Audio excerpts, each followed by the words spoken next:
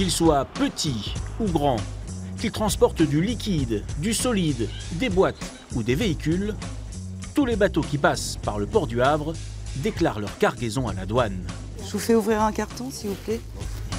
Et tous les jours, les douaniers et douanières comptabilisent et contrôlent la richesse générée par ce commerce maritime. Eux seuls savent précisément établir les comptes. Vous avez 850 000 déclarations en douane qui ont été déposées auprès de la direction régionale, 60% pour l'export, 40% pour l'import. C'est l'équivalent, si vous voulez, en termes de valeur, équivalent de 50 milliards et demi d'euros de marchandises qui sont passées ici, qui ont été dédouanées au Havre, tant à l'export qu'à l'importation. 50,5 milliards. C'est donc la valeur des marchandises qui ont transité par le Havre en 2016. Et à l'import, la douane applique toutes sortes de taxes qui rentrent directement dans les caisses de l'État. Ce bénéfice net s'est élevé l'an dernier à 6,4 milliards d'euros. Vous vous rappelez, sur le fournisseur chinois, on avait déjà eu des problèmes effectivement sur les documents commerciaux. Ouais. Une des taxes varie selon la nature, la composition des produits et leur provenance. C'est la taxe anti-dumping.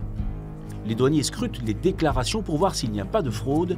Exemple, avec des tasses à café. Si elle était en plastique, elle ne paierait pas le droit anti-dumping. Mais si à partir du moment où elle est en grès, en terre commune, voilà, ce genre de choses, elle paye un droit anti-dumping qui est spécifique aux producteurs tiers, donc aux producteurs étrangers. En cas de doute, l'étape du labo est indispensable. Celui du Havre peut définir précisément la matière de milliers d'articles. Ici, le technicien doit analyser la composition exacte d'un échantillon de tissu pour que la bonne taxe soit appliquée. Et comme maille, c'était quoi? De la bonneterie ou du tissé? C'est un tissé.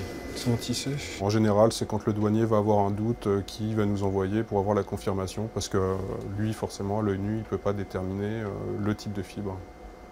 Savoir si c'est du polyester, du polyamide, savoir si c'est de la viscose, du coton ou de la laine.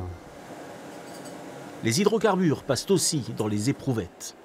Gasoil, essence, huile, kérosène, la douane ne laisse rien passer sur ce secteur très lucratif pour l'État.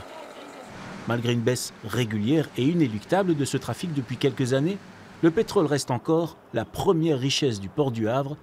À lui seul, il a généré 2,8 milliards d'euros de rentrée fiscale en 2016.